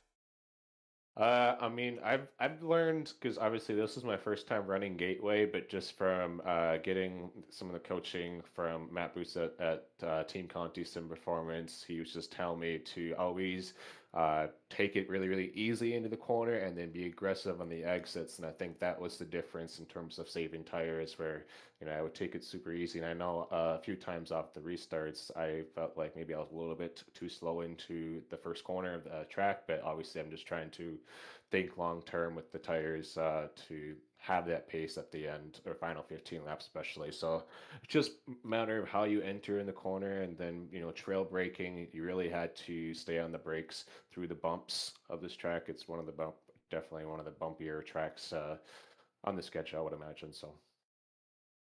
I definitely agree. When it comes to setting up the car, especially your gateway, it's just about consistency and making sure you're hitting your marks. Don't overdrive the corner. Don't burn up the tires. You did a really good job at doing that. But looking into next week, right? We go to a little bit different thing. Obviously, we went to Motegi last week, kind of a unique track here for the Cup Series. We go to Fuji next week, our second road course on the schedule. What is your mindset? What is your thoughts of going into Fuji next week? I mean, I'm really, really excited about Fuji just because this will be the first time I think a lot of us will ever run the Cup car on Fuji. And Fuji's it's a lot of sweeping corners, it's a lot of elevation change. So I'm really looking forward to it. I'm super excited just because I'm a road course kind of guy. I've been doing GT3 stuff, so it's right up my alley. So, I for sure, once we kind of get a setup going for the car, I plan to obviously get a lot of practice laps and be prepared for Fuji. So mindset is just to be ready for Fuji, get the practice laps, because when it comes to just practice, in my opinion, road course racing, you definitely need to put more time into learning the car on the track, and especially managing these cup cars around there where the braking could be a little bit tricky with the elevation change and all that. So I'm sure it's going to be an interesting challenge for all the drivers out there, and I'm pretty excited to give it a shot. Definitely excited up in the booth to call the race, right? It's gonna be my first ever broadcast at Fuji, but we'll have to see when we get there. But before we let you go, is there anybody you want to shout out, think, or anything for this back-to-back win here at Gateway? Yeah, I want to thank Grumpy Motorsports for continuing to give me this ride in this awesome series and prestige racing series. Like I said, one of the better races we've had all year. I want to thank Hardy Designs for making deliveries and just being a great painter through the job. Like I said, if you're looking for some paints, definitely check out Hardy Designs. I want to thank my family for watching the race, and just the broadcast booth. Thank you for doing everything you do and putting on a show for everybody that's watching. And I want to thank the admins and all the other drivers on the track. Like I said, this is one of the better races, and there's a lot of fun out there, so I enjoyed it. Well, we definitely appreciate the kind words up here in the booth, and I definitely know that the admins appreciate the kind words as well. But once again, congratulations on this victory, back to back, and hopefully we can talk to you maybe back in Victory Lane. It sounds like you're pretty excited about it. So, Absolutely. Thank you. Fear the yep, fish. yep.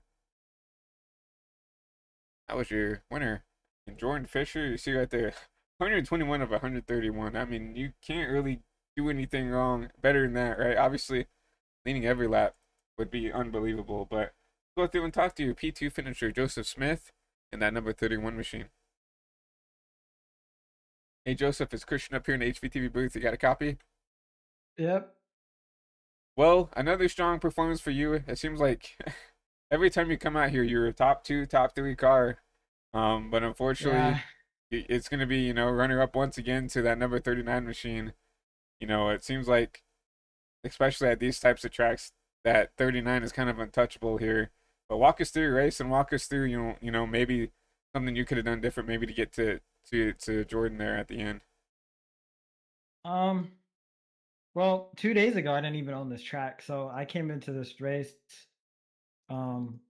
Just my goal was just to finish top five and just learn the track. And I found long run I was on pace and I had a advantage on the entire field. I was just saving better than everyone else except Jordan. I had nothing for Jordan this race. He was on another planet. Nobody had anything for him. I don't know what he was doing differently from the entire field, but he was just yeah, there's nothing anyone could have done. He was yeah, so a whole race I was just saving. The first stage I didn't save at all. I just was pushing it, trying to figure out the limits of the car and how hard I could push the tires without them lighting up. And the last two stages or stints, it was just save as much as I can, run the tank empty, and on the last stop to get the advantage on Geo, I took the right sides with gas, so I'd have the tire advantage, and it worked. So yeah, And the tire strategy is something we talked about here at the end because obviously you guys pitted well with around 10, 12-ish to go. Obviously, Jared took a little bit of a different strategy and pitted with 20 to go, right? So, um, looked like the tires kind of paid off for you. Obviously, I was a little surprised to see Gio come down pit road so early, but looked like he just didn't have the same long run pace as you and Jordan and even Joshua back there in P4. So I think he was kind of had to set himself up to try to limp it to the end there, and I think he did a good job of doing that. But you know, besides Jordan out of the equation, you looked really quick out there. If once again, if the Thank 39 you. wasn't on track, you would have had a nice piece under you there. But I'm gonna ask every driver, going into next week, we go to Fuji, kind of a unknown road course for a lot of the series here. A lot of the drivers in the series, like it'll be my first broadcast here with Fuji with this Cup car. What's the mindset and are you excited at all coming into Fuji, this kind of new unknown road course here in the Prestige Cup Series? Yeah, definitely. I also don't own that track, so it's gonna be another race where I have to figure it out during the race. So hopefully, again, I'll come in with the same mindset, try and finish top five, and just figure it out. Well, I mean, that's a great mindset to have. I mean, I definitely think you're top five driver on pace here, especially if you're that adaptable, obviously coming in here with no practice really, except learning the car here. So, but once again, congratulations on this P2 finish. But before we let you go, is there anybody you want to thank here for this podium finish here at Gateway? Well, I'd like to thank my mom, my dad, my uncle, my grandpa, my girlfriend. I'd like to thank Jordan and the rest of the team in HBR. Yeah, thank you for having me. Yeah, well, great shout outs by you. And once again, we appreciate the kind words up here in the booth. But we're going to drag you back down there to, I guess, get ready for next week, obviously. Um, so once again, congratulations on this P2 finish. Hopefully, we can talk to you back up here into in the podium once again. Thank you. Have a good rest of the night. Because that was your P3 finisher and Joseph Smith. See if he can recover and learn the track. I think, I'll be honest, I think Fuji's going to be a little bit more difficult to learn than Gateway. I'm going to have to do some homework during the week to learn the corners and stuff as well. But lastly, we got your 42 here, Gio Turpin. Let's go and talk to your third place driver. Hey Gio, it's Christian up here in the HVTV booth. You got a copy? 10-4. Well, a third place finish for you. I feel like you were, a top three, top two car, and you come home P3 here.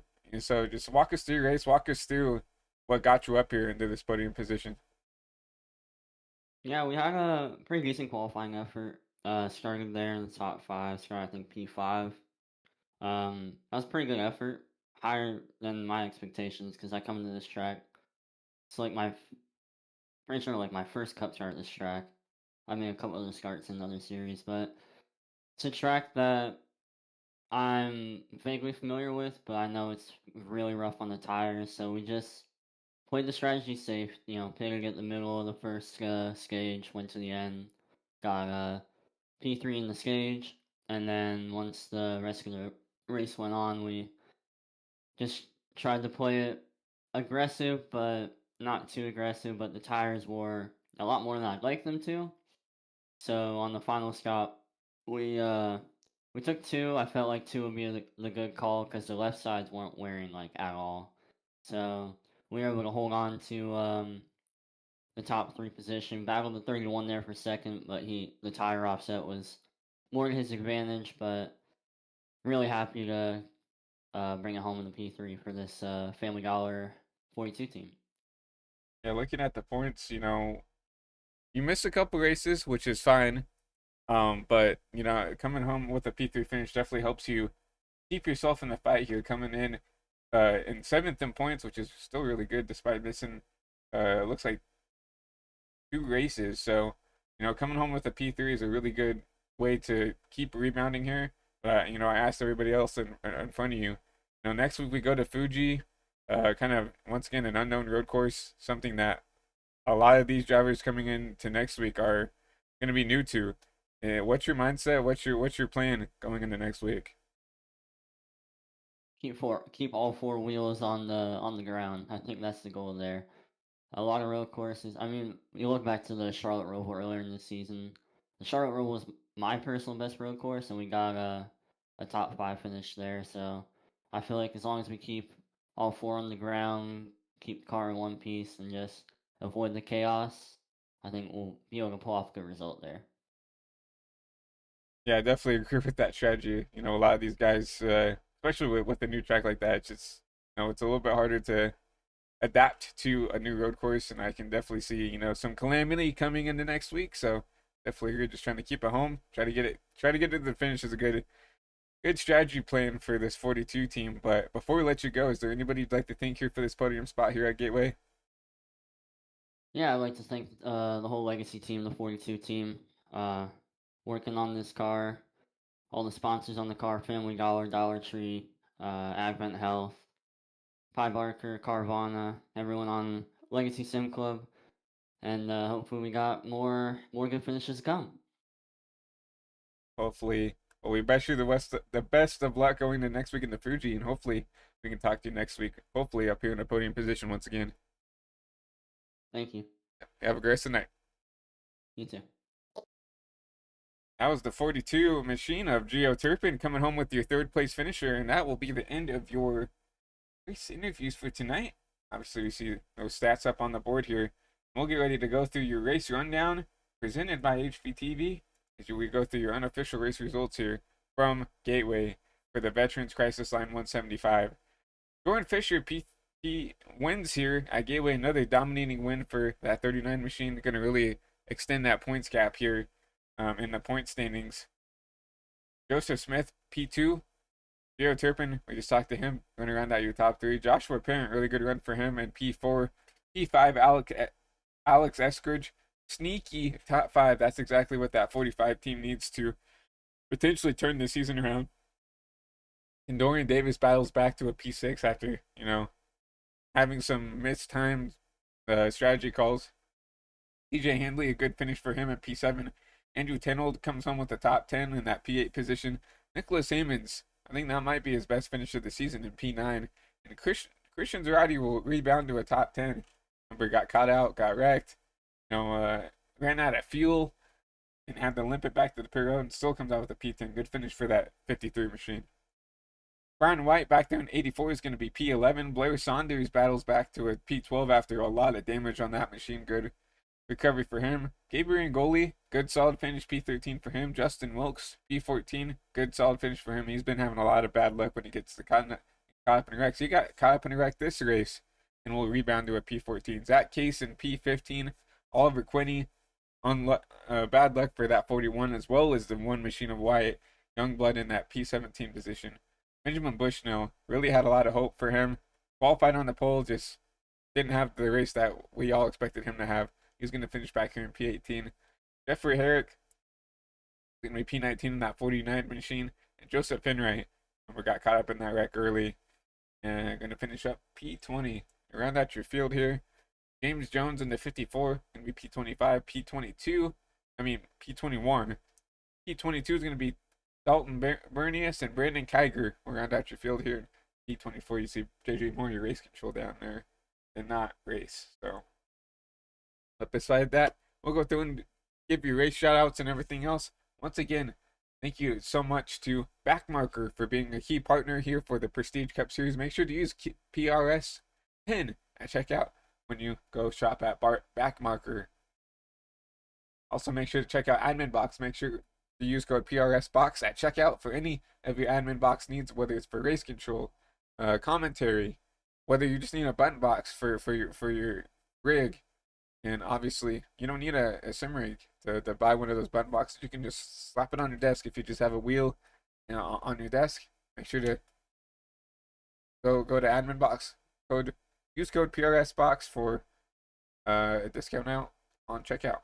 And lastly, make sure to go 14 Foster. Obviously, we talked about him as well. Giving, helping wounded veterans get service dogs out to them as they need it. And it's a super, super good organization. As a person who's come from a military background, my dad was a combat medic in the Army, so I really appreciate what Team Foster does. And obviously, we have to talk about the the sponsor of the race, right? The Veterans Crisis Line 175, and it's super something that I support as well. There's you know growing up with my dad being a military man, there was always a big um conspiracy, right? Where, if you're in the military, mental health isn't a thing that's cared about as much. And I'm super grateful that, the Army and the military and our armed service is really taking mental health a lot more seriously. I have a lot of good friends that are in the military. I have a good friend who is stationed in Hawaii who I talk to almost every day, and he's a really good friend of mine. And I'm glad that the military is taking um, mental health a lot more seriously. And if you are, a veteran who is going through a lot and struggle, make sure to please do call that crisis line, because there is help out for you guys, and we want nothing more than for you guys to come out here and continue to have a healthy relationship with your family and your friends, and to just continue to live your life, man. Uh, the combat of war can do a lot to someone, and I'm super happy that the Veterans Crisis Line is a thing to have some to have a spot for our veterans to go and talk to someone to get the help that they need. And for mental health, it's just super super cool that one of our league members came and sponsored it, and decided to put this on for the track. But besides that, I'm gonna go ahead and wrap it up for the rest of the race. Thank you guys so much for coming out and watching the broadcast. Once again, my name is Christian Delgado, your lead producer and commentator up in the booth. Hopefully we can have Peter Terrio back in the broadcast booth with me next week for Fuji.